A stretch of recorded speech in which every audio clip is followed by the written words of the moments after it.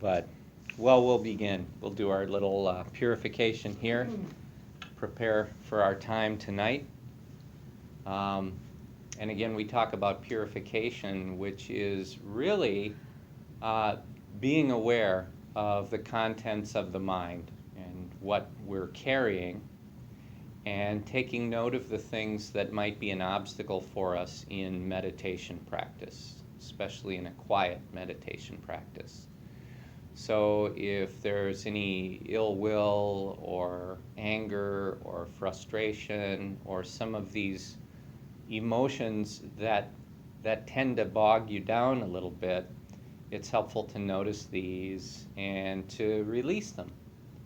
And we find that we really can just release them, and it can be that simple, at least on a temporary basis. We can say, okay, I'm going to purify the mind now.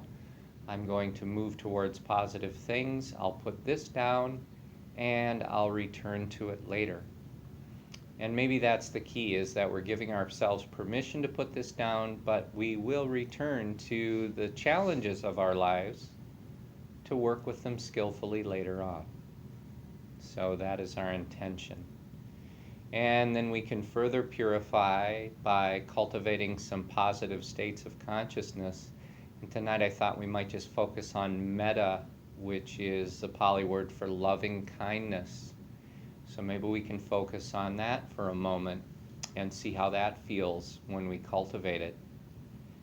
An easy way to cultivate metta or loving kindness is to begin by imagining someone, or perhaps a pet, but a being that you would consider to be completely deserving of unconditional love. So sometimes for me that might be to picture a baby in the family, someone who's had a new baby, and so you see that baby just so sweet and innocent and deserving of love.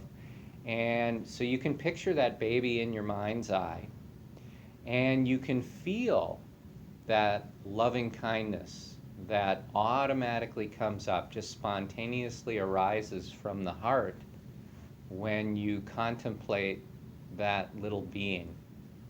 Or some of you who are pet lovers, you might feel really very much that same feeling of loving kindness toward your pet, who provides you with unconditional love, and it's easy to generate that unconditional loving kindness for the pet.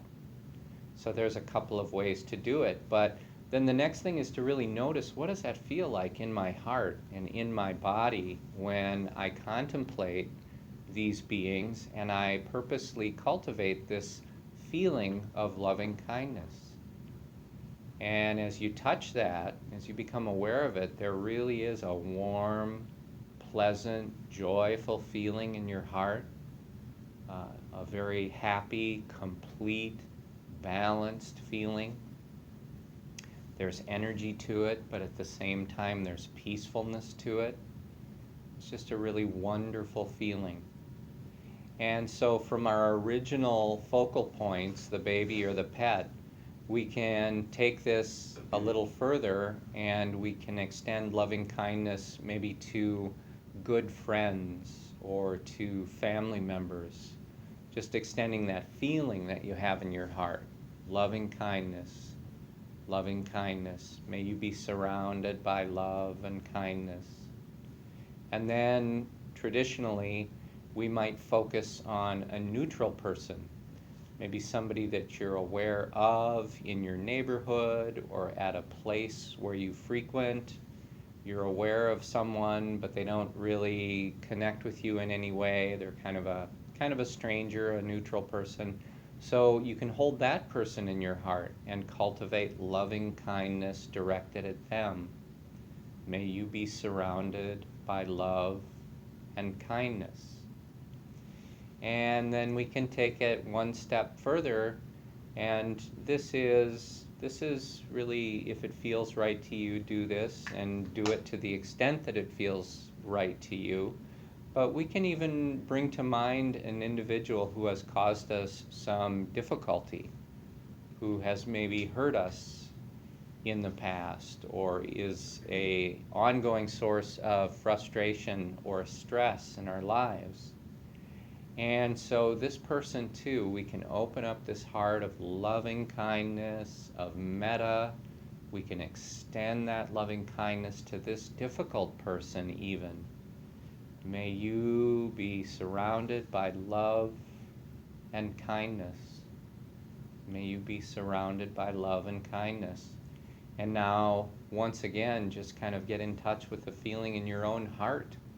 How does that feel? How does that feel to offer loving kindness to all these people and even to the difficult people in our lives?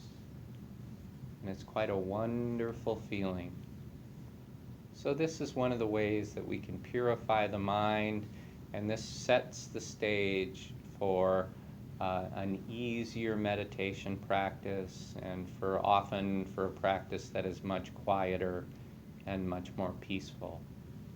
So with that, I'll sound this triple bell.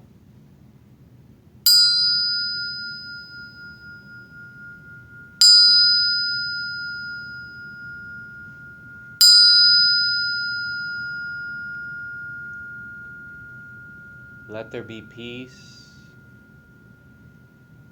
Let there be peace. Namaskar, everyone. Welcome, welcome. We will we'll meditate together, so if you want to take a minute to get comfy, however you'd like to do that. Try laying down if you'd like. Try sitting on the floor and leaning against the wall. Lots of different possibilities. You gonna share a blanket? I would, if she wanted. That's fine.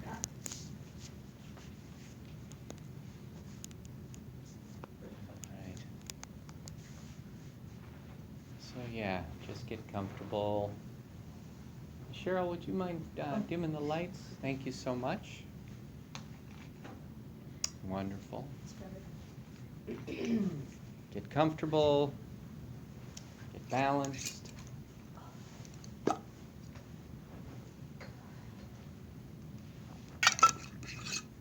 Find some symmetry in your body so that the muscular requirements for maintaining your posture are evenly distributed throughout the body, so not leaning heavily on one side or the other, because that can lead to fatigue.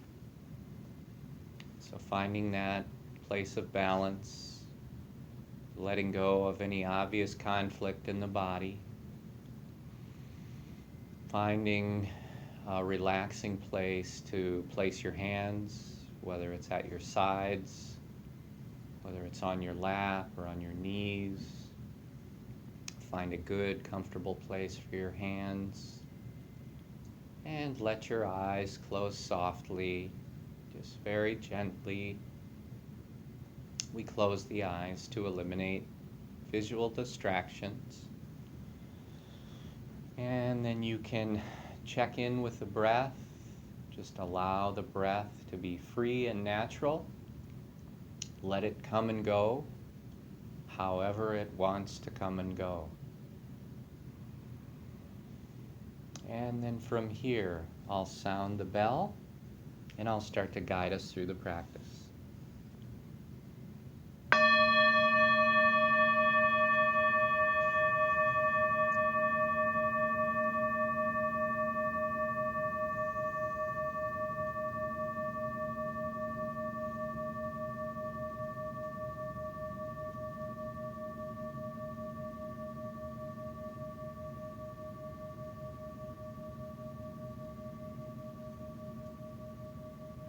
Follow the sound of the bell as it fades into silence. And let the silence be a very warm, very welcoming invitation to turn your senses inward, to simply let go of the interest and the care in the outside world around you. Instead, just focus on the inward experience of sitting or laying in your own body. Just take a moment to get in touch with the feeling of being present, here and now, in this place, in this moment. And you notice from doing this that everywhere you go, you find your true home, just by getting in touch with this inner sense of being, this inner sense of presence, which is always there, stable, peaceful, reliable. So just get in touch with that sense of presence, sense of being here. Nothing missing. And having established that sense of presence and awareness, let's bring the awareness up to the top of the head. Focus it on the area of the scalp.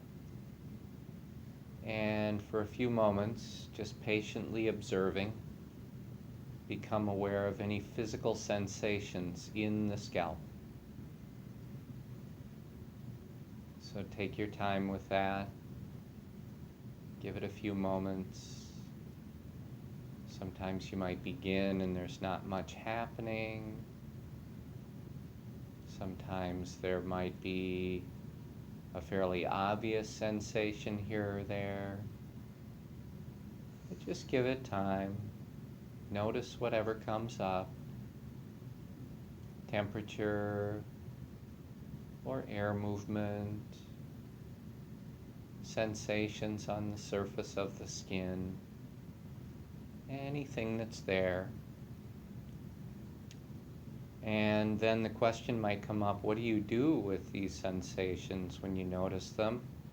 And the answer is you simply observe them objectively. Watch as they come and go. You'll notice that they're not permanent, that they are of a nature to arise and pass away.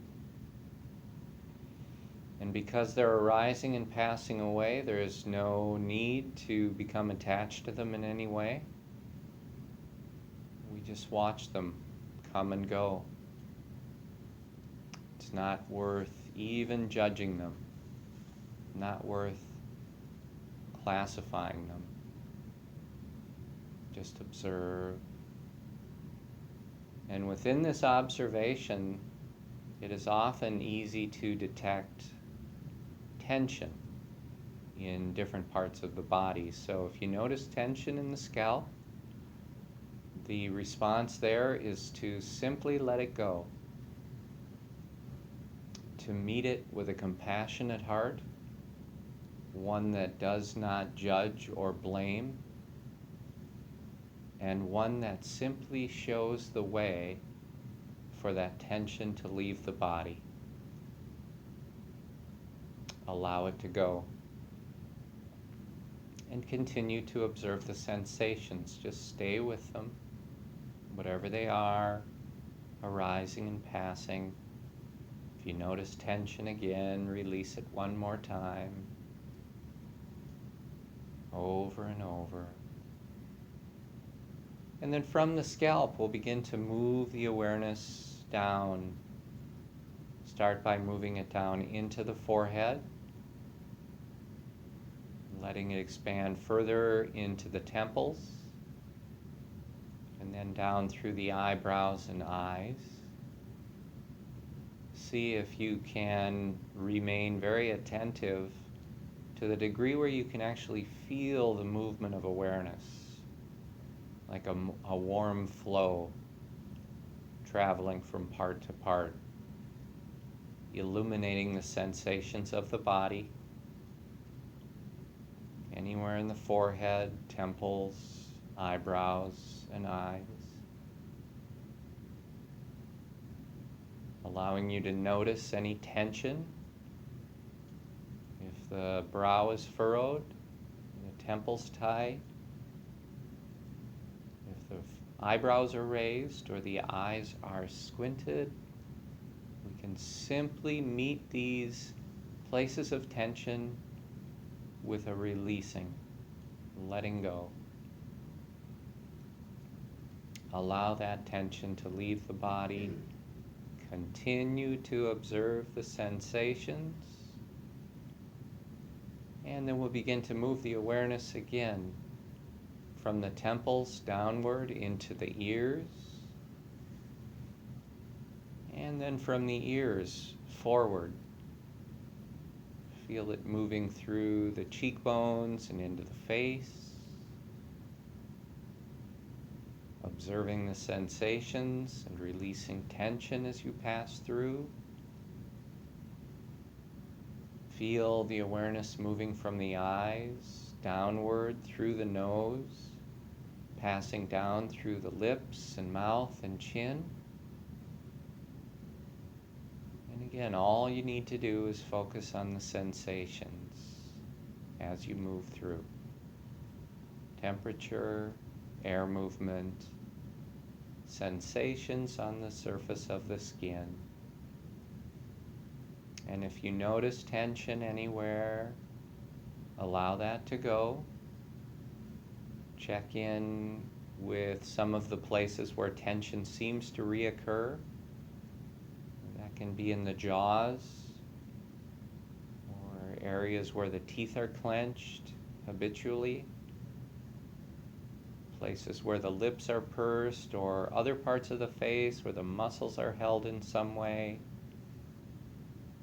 Just release that tension. Feel it leave the body. From the chin, you can begin to guide the awareness down through the neck. Feel as it moves into the throat. Feel as it moves into the sides of the neck, both left and right. And feel as it moves around to the back of the neck.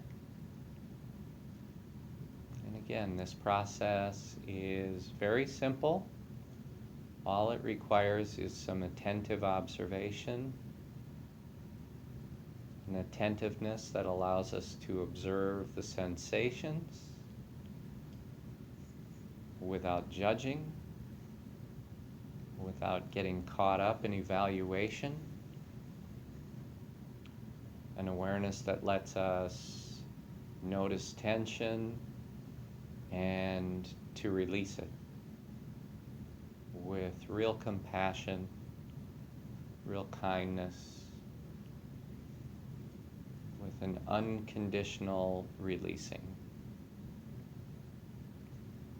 And from the neck, let that awareness flow down into the shoulders and outward.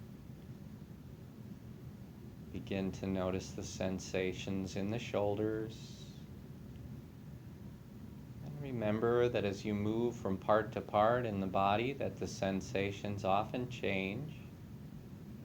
In the shoulders, you may notice the feeling of contact or compression between your shoulders and the chair or the floor. So you're just noticing that in a very matter-of-fact way. You might also notice the feeling of contact between your skin and your clothing. And this too, you would just notice in a very matter-of-fact way. And you might notice areas of tension. The shoulders might be shrugged, for example. And we observe this also in a very matter-of-fact way. But then we invite the tension to leave the body. It's kind of like we show it the way. You may go. You may be free. And we watch as that tension leaves the body. And from the shoulders now, we can feel the awareness moving down into the upper arms. And then we spend just a moment with the different parts of the upper arm. At the biceps, you can observe sensation and release tension. And then move to the inside part of the upper arms.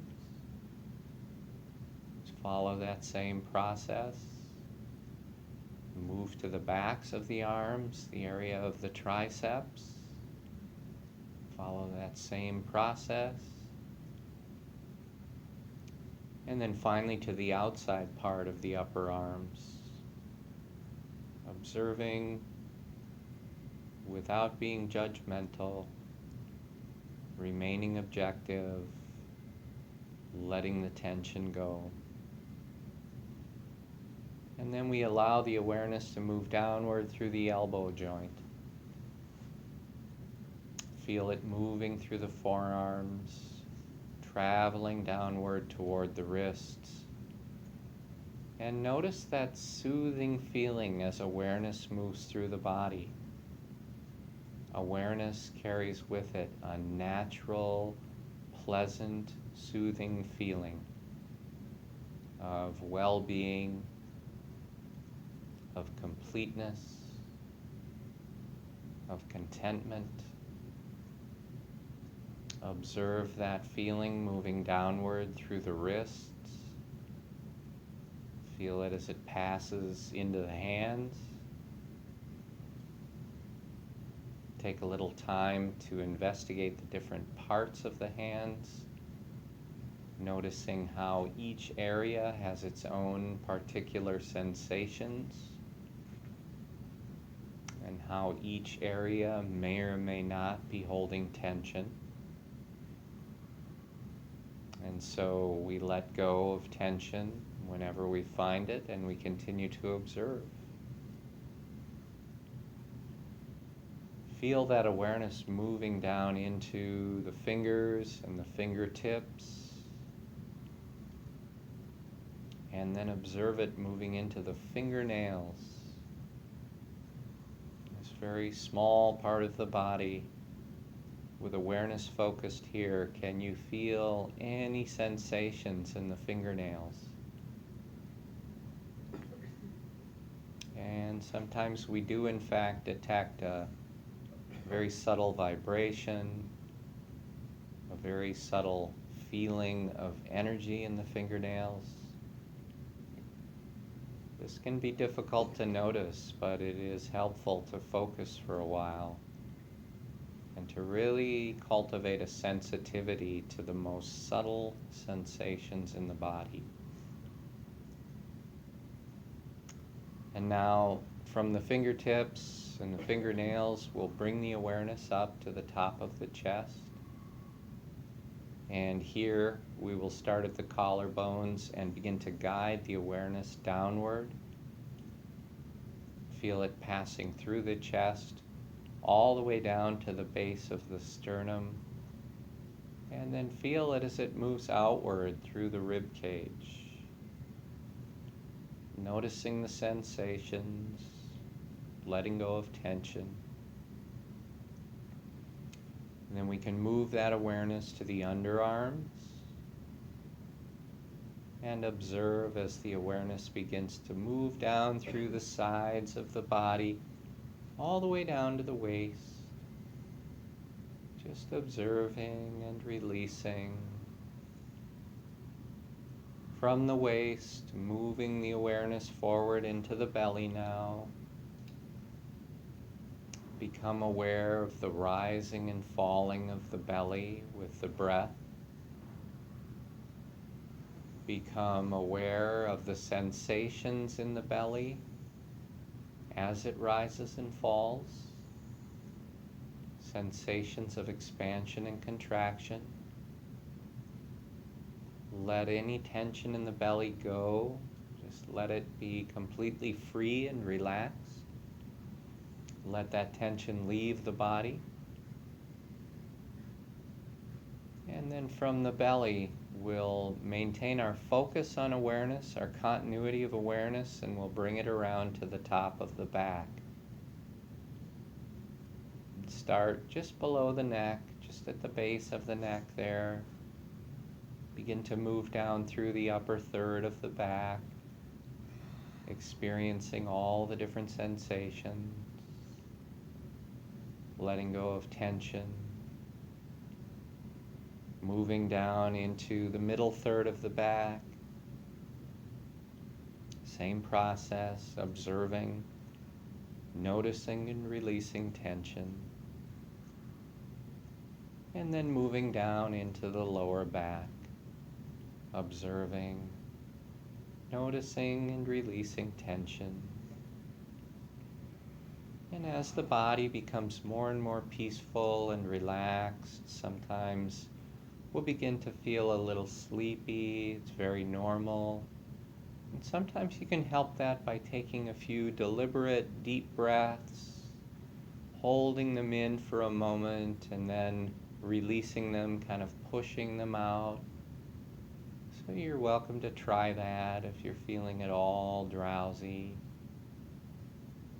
Get the breath to help you to become attentive.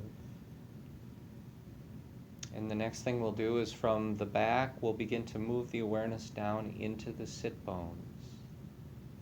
We'll start to feel as that awareness passes through the hips and as it passes through the pelvis. All of the different sensations in these areas of the body, we are aware of these sensations, but you don't have to think about them or name them. You can just be with the experience. Just have the experience. Let the tension go. Even in places where it feels like there is none. Just practice releasing the tension and notice the difference.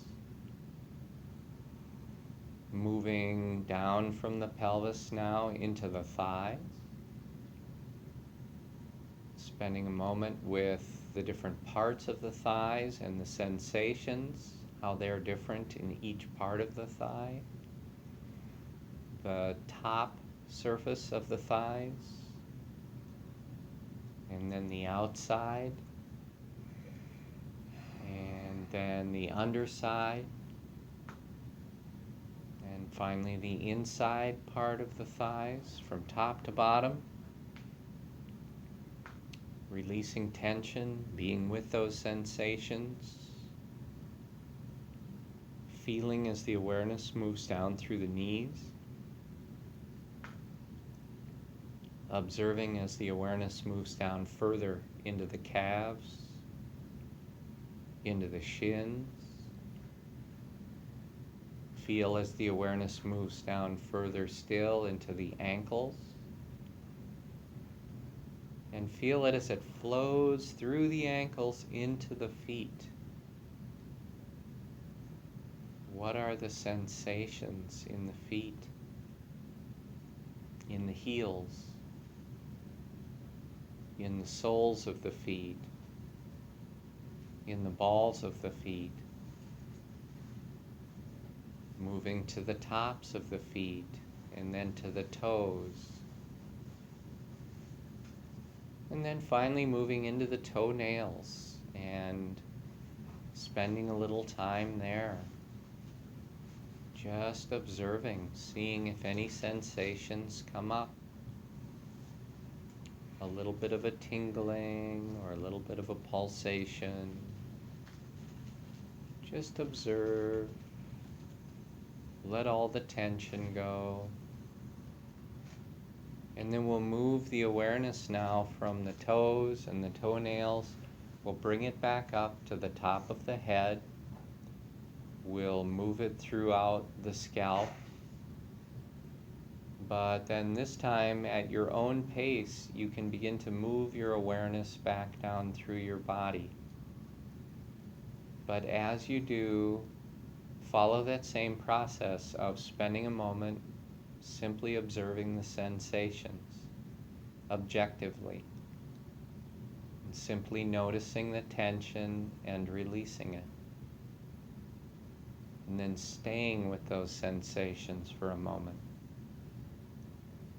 And you can move from part to part in the body as quickly as you want to or as slowly as you want to. But just repeat this process. Really do it in each and every part of the body. One of the things you'll discover is the impermanence and the changing nature of sensations. They are always coming and going, always changing, never static. You might also become aware of tension reappearing in some of these places in the body where you've just released it. Or perhaps you find new places of tension which, upon discovering it, you can just let it go. Let it leave the body and notice the peacefulness that remains.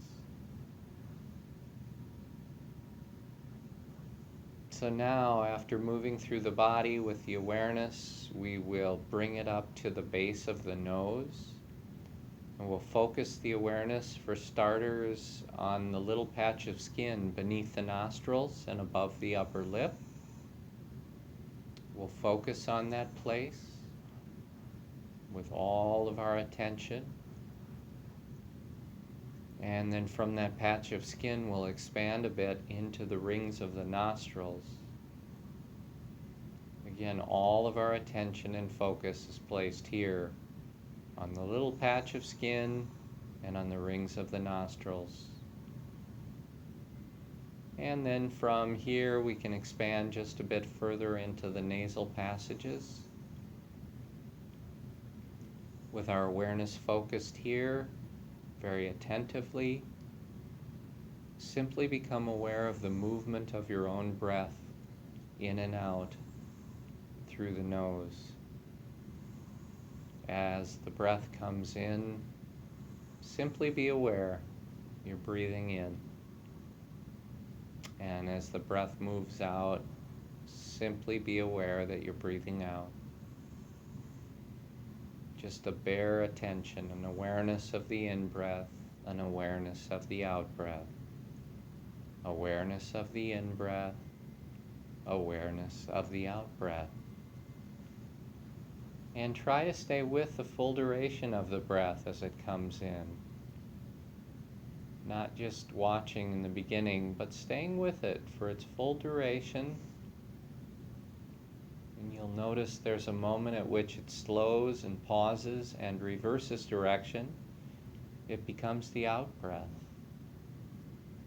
So stay with that out-breath for its full duration. Stay with it as it reverses direction and becomes the next in-breath.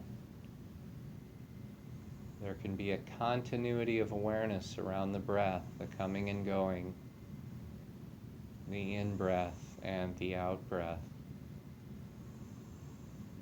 And as you move, as you watch the movement of the breath, you can become aware of a feeling of touch anywhere in this triangular area of the nose. As the breath moves in and out, there's this feeling of touch. And if you focus on that, if you really focus on that feeling of touch, you'll also notice that there are subtleties within it, a coolness upon inhalation, a warmth upon exhalation, a dryness upon inhalation, a moisture upon exhalation. Just observe, notice the subtleties of the breath, the coming and going of the breath. Just be aware. And if anything should come up that pulls your awareness away from this triangular area of the nose, all you need to do is take notice of the fact that you've been distracted by whatever it is, and then you guide the awareness back to the nose. Just come on back to the triangular area of the nose. Focus again on the movement of the breath and the touch and sensations. Sometimes sounds will be enough to pull the awareness away. So we meet sounds with awareness of distraction. Oh, my mind has been pulled away by sound. I return my mind to the triangular area of the nose, and I focus on the breath and the touch and the sensations. And sometimes we'll have a physical sensation show up somewhere on the body that is strong enough to pull the awareness away. It could be a little ache or pain or fatigue, or maybe just an itch or a tickle. If you notice that awareness has been pulled by that, the response is to simply return your awareness to the breath. Just focus on the movement of the breath, the touch and the sensations. And the distractions just take care of themselves. They pass away. And you might notice how sometimes the mind just wanders away, imagining or remembering, sometimes just spontaneously. When you notice that, it's really a wonderful moment, it's a special moment, and it's an important moment in which you guide your awareness back to the breath. In so doing, you are strengthening your ability to focus and concentrate the mind, and to keep it focused regardless of what comes up. Very valuable. So what we'll do now is we'll just spend a few moments together, a few minutes together, I should say, in silent meditation. Let's just follow the breath, stay with it, be aware of distractions, let them go, return to the breath. And we'll do that over and over as often as we need to for a few minutes. Just practicing breathing meditation this way. So let's begin, and in a few minutes I'll sound the bell to end the meditation practice.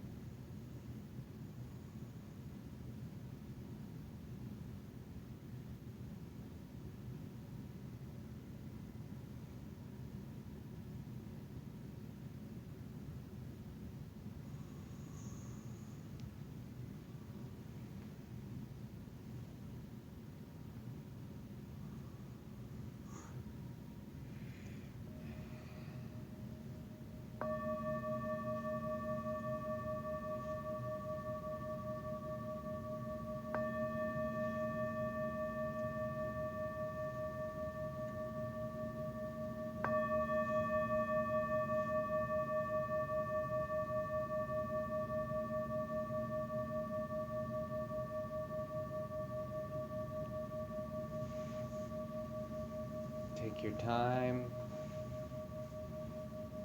Come out of that in a very peaceful, compassionate way. Showing loving kindness to yourself. You have accomplished something very positive. You made it through the meditation practice. You worked with it.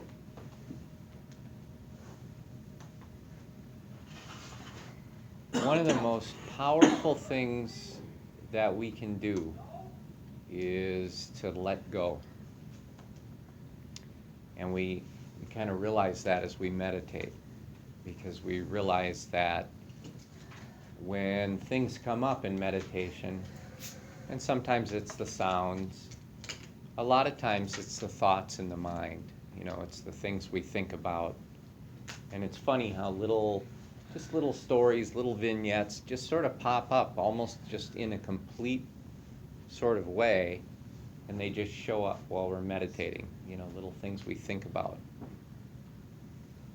And then the question is kind of, well, what do we do with that stuff when it comes up?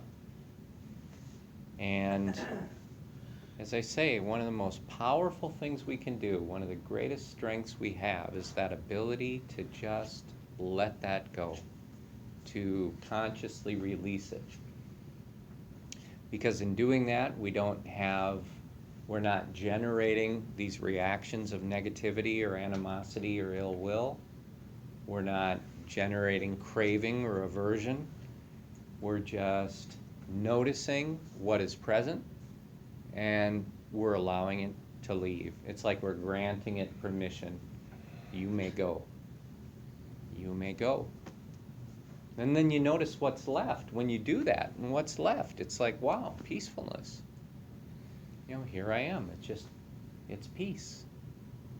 It's peace.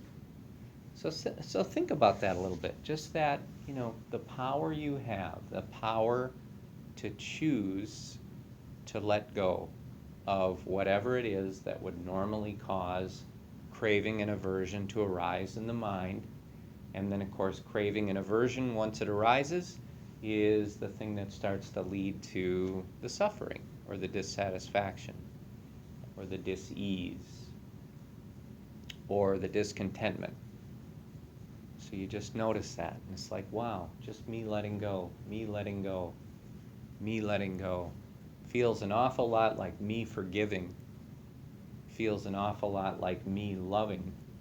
It's just that all of those things seem to resonate around the same frequency, if you will. They just all have that positive quality. So I've got a poem to share with you tonight as we transition from the meditation into the Dhamma talk. This poem is called All the True Vows by David White. All the true vows are secret vows. The ones we speak out loud are the ones we break.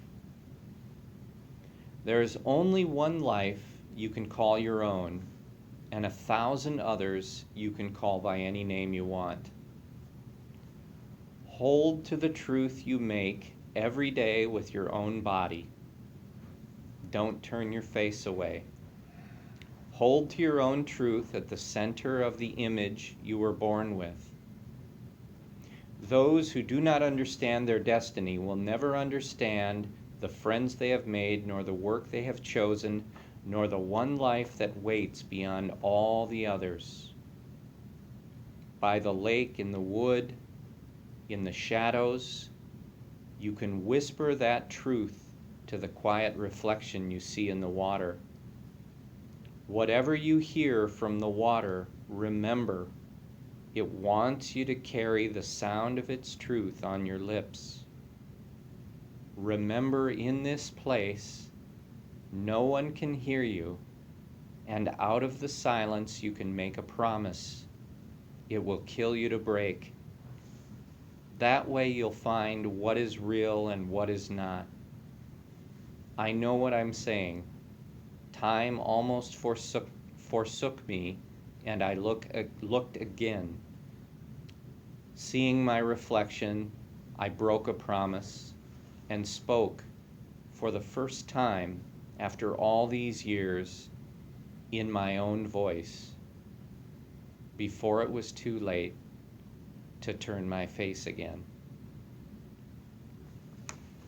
That's All the True Vows by David White. And to me, that one kind of touches that place of authenticity within each of us, where we sort of realize, we're sort of pretty good at telling ourselves stories that might sound good and might seem like they would be good for us to believe, but then there's that part of us that always knows, when we're kind of BSing ourselves. I think this speaks to that authenticity and just getting in touch with that. Again, that's an aspect of this practice. Who am I really? What is my authentic self? What does my authentic self want or need? And what are the things that I've kind of fed my authentic self over these years that haven't necessarily been that good for it? So that kind of leads us into what we started talking about last week, which was we're in the category of Panya now in the Noble Eightfold Path. Panya is the category of wisdom, and last week we began with right understanding, sometimes called right view. And we talked through about half of the handout for last week. But I guess first off, we have, I know Joni wasn't here last week, and Judy wasn't here, so we got a few, and I have a few extras if anybody else needs one. And then here's a new one for this week too. So, and I think we'll definitely at least start to touch on the new ones. I get a star. I brought mine.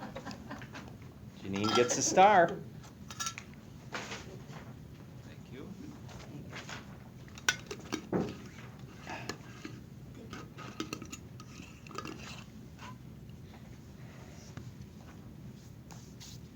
I'll just mention as we're getting those passed out, as I've been over at the meditation center, this is the first spring that I've been there. I bought the property in June of last year and didn't really start working on it until July.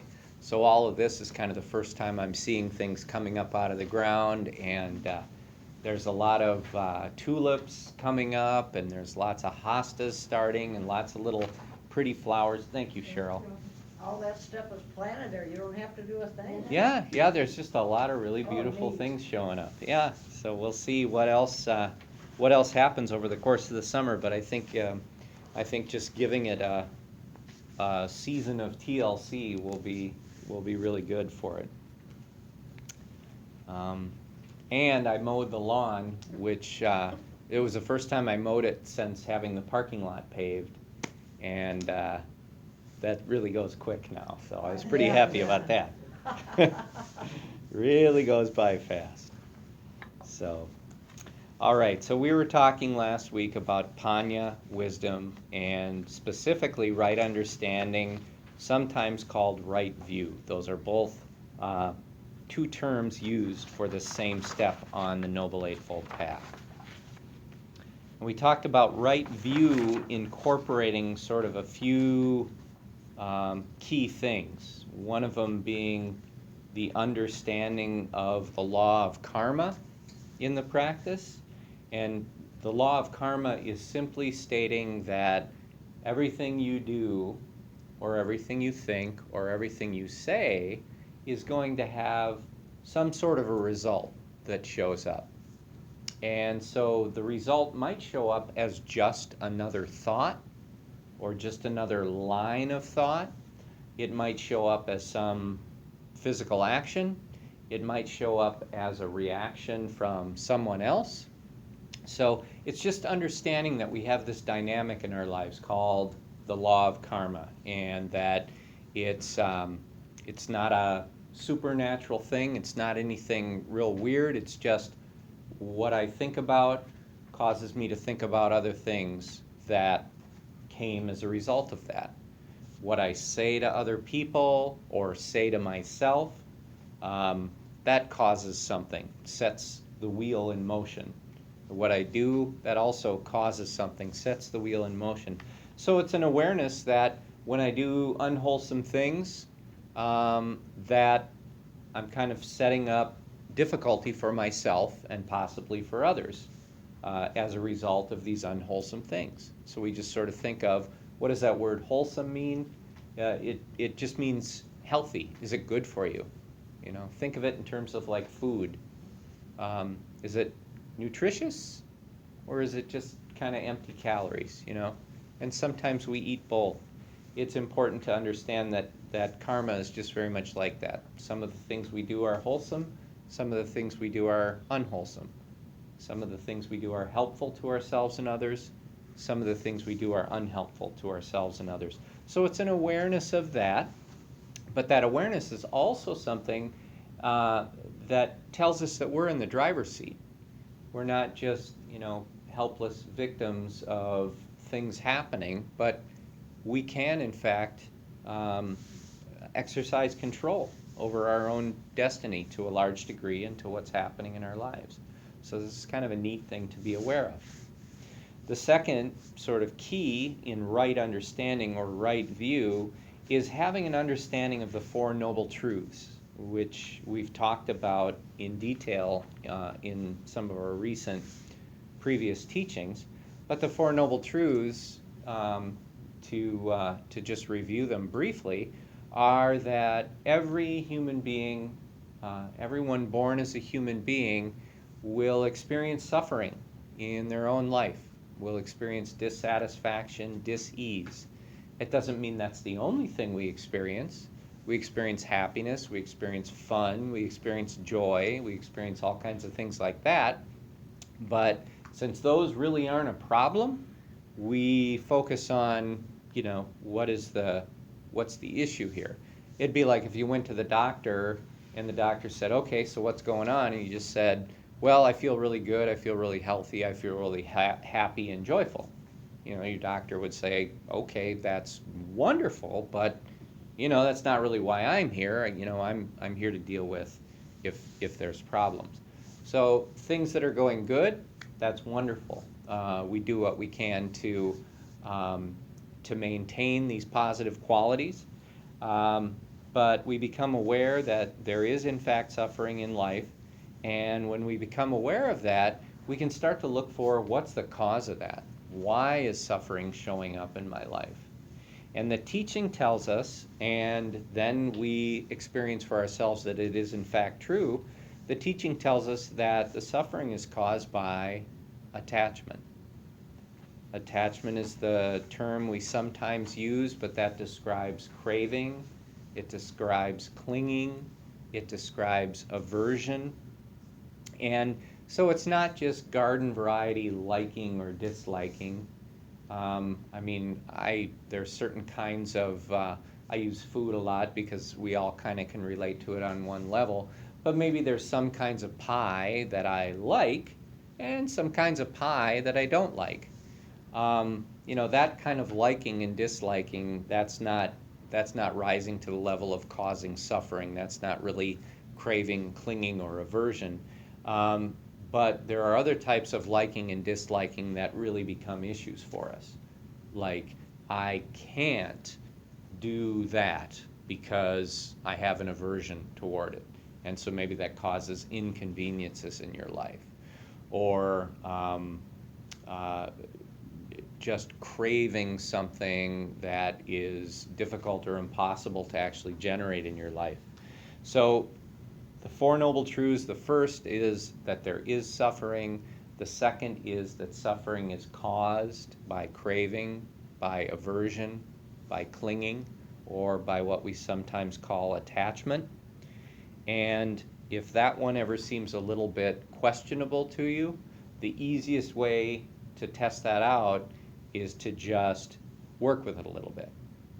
So if I feel stressed out or unhappy or worried, that's a good time to check in and say, what am I attached to? What am I craving here? What am I feeling aversion toward? So you might notice a few things. And then you might say, well, what if I just let that go? What if I let that craving go? Because I've seen it, I see what it's doing, I see the consequence of the craving. So what happens if I just let that go? Let me see. And sometimes we discover it really is as simple as just saying, I'm going to let that go. And then we feel just a little bit better. And then sometimes we can let it go even more, and then we feel even a little better still. So that's the third of the Four Noble Truths, which is that when craving ceases, suffering ceases. And so we can just run that through our own little personal experiment laboratory in our minds and in our lives. We can run that through over and over again, and we'll always see, yep, that is in fact true. And then the fourth truth is that there's a path that we can follow which really makes this whole thing much more efficient and much more effective. This whole thing being the path to happiness and peace, and that path is the Noble Eightfold Path, which is what we've been talking about. So that kind of brings us full circle. The third key thing, which is the foundation of right understanding or right view, is an understanding of the three characteristics, which sometimes in a very simple way I just state as it's 3 I's. The first is impermanence, the second is imperfect, and the third is impersonal. So we can become aware that all phenomena, every thought, everything that's taking place is impermanent. It is of the nature to change. It is of the nature to arise and pass away. And so if we're aware of that, that's like one of the laws of physics in Dharma practice. If we're aware of that, things are impermanent, always changing, well, then you can kind of work with that law of physics. It's sort of like if you're aware of the law of gravity, well, then you can work within the law of gravity to accomplish certain things. So you can think of this almost in those terms, like a law of physics. So the first is that everything is impermanent, always changing, arising and passing away. The second is that if we look for permanent satisfaction, permanent happiness in things that we experience in our lives, then we're bound to be disappointed by that. Because not only are things arising and passing away, starting and stopping, coming and going, changing as they are in existence, they are imperfect, and so they are not capable of permanently satisfying us. So that doesn't mean so forget all about it. You know, I mean, we might think of a relationship, a loving relationship with somebody, and we think of it in terms of these three characteristics and say that it's impermanent, right? But it's true. All interpersonal relationships are impermanent. Whether it's people coming together for a while and then moving to different places, or, you know, marriages are together for a while and then they might pass away, or just our relationships with others, you know, people get sick and they pass away. And so all of these relationships that we experience are impermanent. So it's not saying that we shouldn't love people and have wonderful, fulfilling relationships, but what it's saying is, you know, don't get too caught up in the idea that this is just going to be the answer to all your problems, because at some point, the imperfection of this arrangement will come up, and, you know, you'll be left suffering again. So it's not a pessimistic thing. It's kind of a compassionate warning. You know, just be aware of that the impermanence is also, it leads to imperfection, and imperfection can lead to suffering. The third characteristic that's helpful to understand is the impersonality of things. So again, the 3 I's, impermanent, imperfect, impersonal. Sometimes because we live in our bodies and we think through our minds, we experience everything that happens through the lens of us, right? It's just the way we do it. And so it's kind of hard not to take things personally. But sometimes it helps to take a step back. And if you think, okay, my car battery is dead and I'm late for work, or I'm late for an appointment, we have those experiences, or my tire is flat. It's pretty easy to right away sort of jump into, this is me, kind of getting screwed over by life here. This bad stuff is happening, and now I'm going to have a bad day, and I'm going to be inconvenienced by all this stuff. But within that, we can look at it and just sort of remind ourselves, this is something that just happened. I mean, tires go flat on just about every car at some point in time. And maybe it was just this car on this day. Or batteries go dead eventually on every car, and so maybe it was just this car on this day. So things happen like that. Or we might experience the dissolution of a close relationship. And it's often, it's pretty easy to get caught up in the, what did I do wrong? What did the other person do wrong? What was the problem? It's easy to get really swept away by that. But it's also helpful to remember that, things are impermanent. They are imperfect. Things are in a state of change. Sometimes relationships come to an end. And sometimes it's more of an impersonal thing. People are growing. People are changing. People are aging. Things come and go. So being aware of all that, this is really what right view is, or right understanding. Again, both of those words are the common translation. Ajahn Chah. I believe I read this last week, but I want to read this again because it's so beautiful. He is he's passed away now, but he's just a beautiful teacher in the Thai forest tradition. Just a really sweet, compassionate, loving old monk, but he was also really kind of direct with his students, in a loving way. Like just, he didn't hold anything back. He was always just right there with, here's what you need to know. Here's what you need to know, even if it was kind of difficult for them to hear. But he said, do everything with a mind that lets go. Don't accept praise or gain or anything else.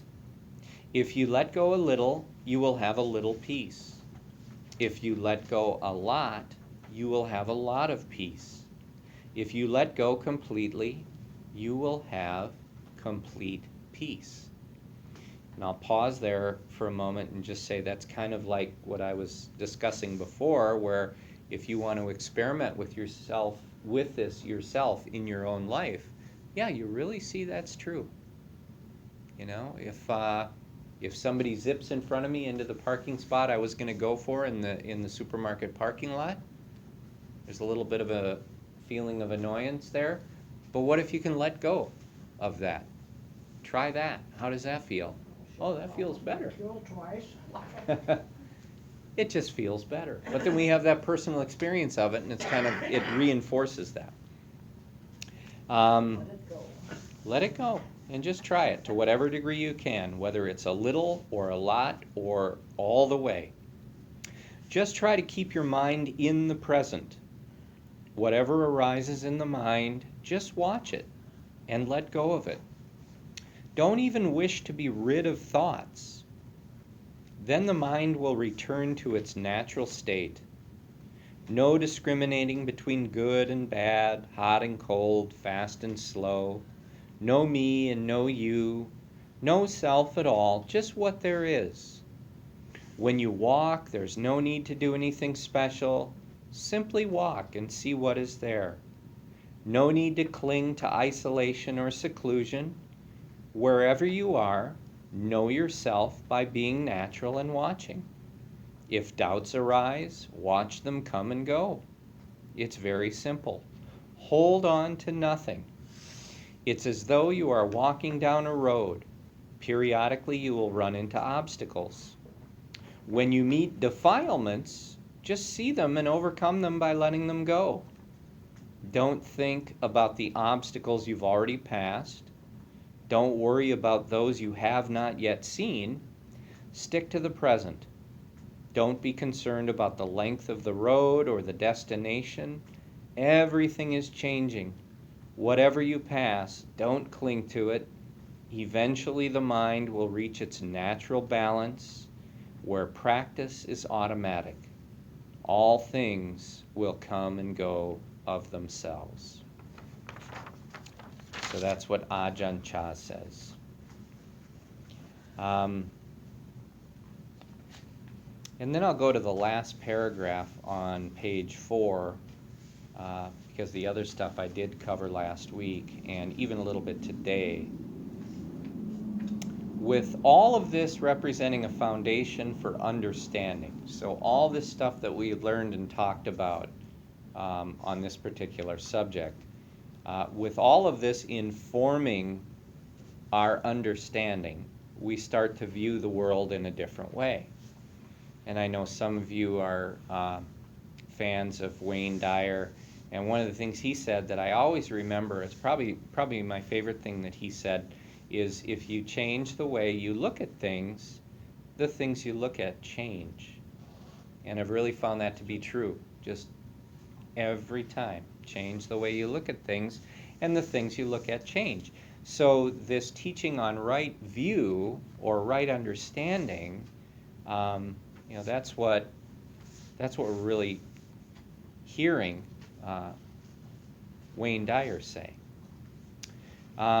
And I think this is important because it shows the relationship between understanding and view. Usually that word is translated as either understanding or view, but for me I think about it as once I gain this understanding and I sort of internalize it, then that changes my view. So my understanding conditions my view. And so that's why I see that Wayne Dyer quote as being so powerful.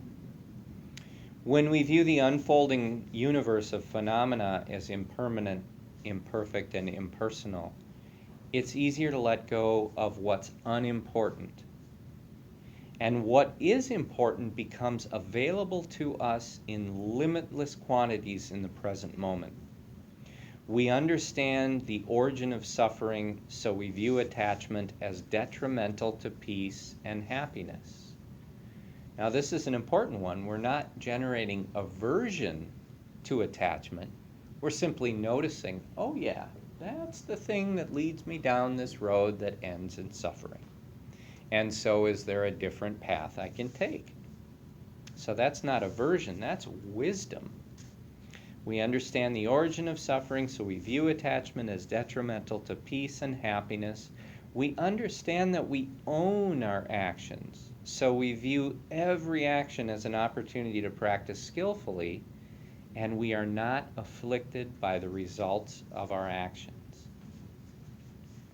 So if I was going to, just capture this teaching on right understanding and right view in a nutshell, I would say by understanding these things about the Four Noble Truths, suffering, its cause, the cessation of suffering, and the path leading out of suffering, to understand the law of karma, cause and effect essentially, and to understand the 3 marks of existence, impermanence, imperfection, and impersonal, those things becoming my understanding change the way I view everything else. And so my relationship to the whole world really changes. And so it's not the world's a scary place and I need to avoid all kinds of stuff. It's just as I move through the world as a normal person, I experience all sorts of things, and my relationship with those things changes to a point where I'm just not feeling raked over the coals by everything. I finally feel like I'm able to navigate life, and it's just sort of like water off a duck's back. The duck knows there's water there, the duck knows it's swimming in water, but it also knows that water's just going to go right off its back. So that understanding conditions your view, and having that right view is so important. There's well, let me just share a couple of other notes that I had written on this teaching. Right understanding means understanding the truth of the three characteristics. And again, we've repeated this, but first, that everything is impermanent. But what that tells us is that no suffering lasts forever, right? Impermanence. It doesn't just mean that we all get old and our bodies start to, get a little sketchy, but it means that no suffering lasts forever. No painful experience lasts forever. And likewise, no pleasant experience lasts forever either. Second is that when we look for permanent satisfaction in impermanent things, the inevitable result is to experience that thing we call dukkha, or suffering, or dissatisfaction. I remember when I was in the corporate world and I was working my way up, and I got the position of operations manager in a big company, and I felt really good about that. And then I was chief financial officer in a big company, and I felt even better about that. And when I got to that one, I thought, I want that to stay. Now that I've hit this one, I want to just keep it. I want to maintain it. And right away, that desire for permanence in that impermanent thing started to cause me anxiety. It's like, wow, well, what if I lose this? And so right away, that it just shows up. Just sure as the sun is going to rise tomorrow morning, when you start to latch onto these things, become attached to them, the suffering arises. And so none of this is saying that we're bad for doing it, or that we're, not so smart because we keep doing it. It's just saying, look for that, notice it, look for that, notice it, and then what do you learn from that? And of course the lesson is, these impermanent things will not provide permanent satisfaction. So I'm kind of setting myself up for a little bit of frustration. Third, I'm sorry. I'm glad we shoot on me. Sorry about that. I normally shut that off. That's the sound of me receiving a text message. So the third thing, we have, remember last week I said every week it's somebody's turn. Every week, somebody's turn. This is my turn. Yeah. This week it was my turn. So third, we have a tendency to personalize everything. So we're talking about the impersonality. We have a tendency to personalize everything. We have, since childhood, looked at the world through the lens of self. This is who I am, this is who you are, this is how everything is, relative to my idea of self.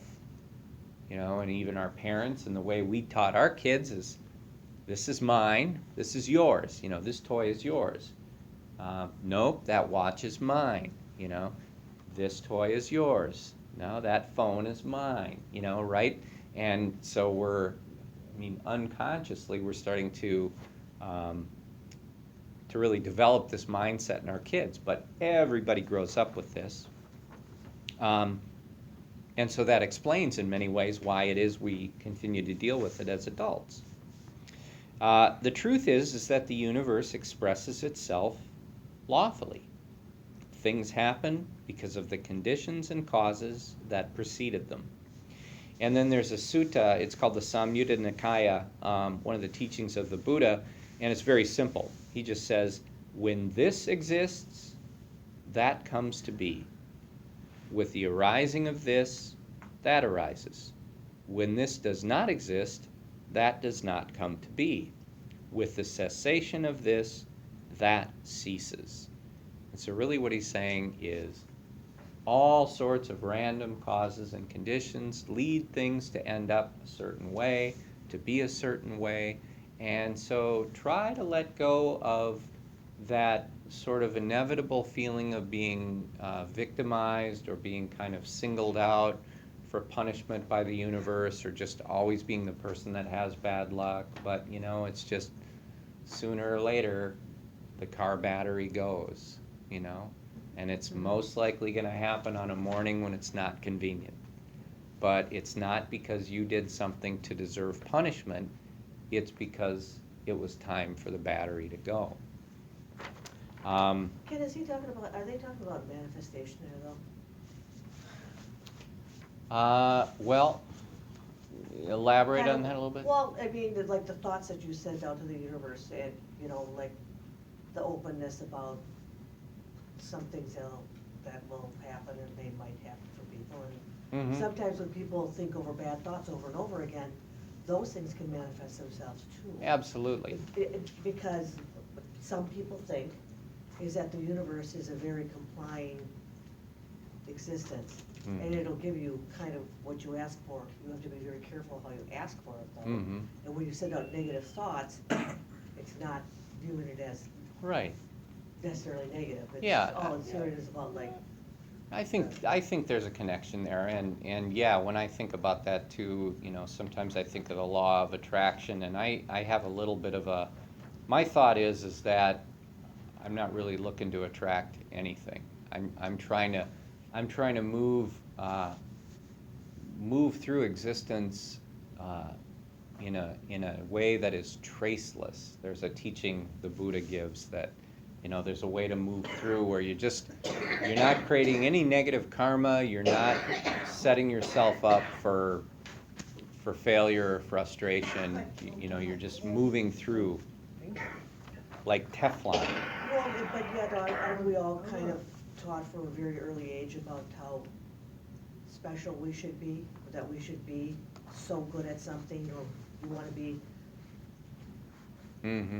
Well, why would you have grades in school where you're trying to teach kids? Yeah. If it wasn't about competition and about being better, and Yeah, I think the best thing to try and be good at, honestly, is loving other people, being compassionate. Those 4 Brahma Viharas that we practice. I mean, that's the most important thing.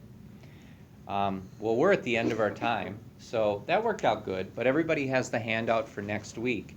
And interestingly enough, the stuff that Joni was talking about there for a minute, I'm kind of touching on that in that next handout. So if you want to read ahead, you can do that, and then we'll talk about it next week. So it'll be a good one. Well, it just kind of sounded like that when you were reading that one passage though about what you want will, you were talking about how you started holding on to the attachment of your job. Yeah. About being like kind of like, I don't want to lose this, I don't want to lose this, I don't want to lose this, I don't want to lose this. Oh, Yeah. okay, you lose this. I'm more inclined nowadays to think, be careful what you wish for, because you're probably going to end up with it, and you may not want it. Well, so. you usually don't, because just to let it Right. seem. But, well, before we go, let's just take a quick minute together to cultivate these very wonderful states of consciousness.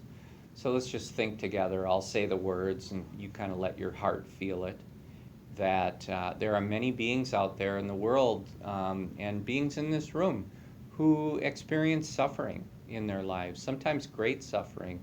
And so the first is that we really wish that all of these beings, including ourselves, could be free from suffering and from the causes of suffering, and that they could be well.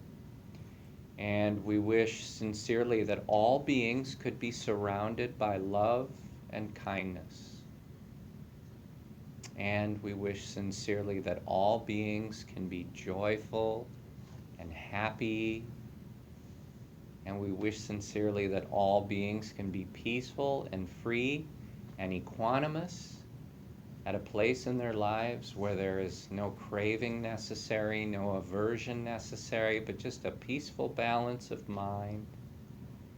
And may all of you who've come here tonight and are sharing this time with me, may you all be truly, truly happy.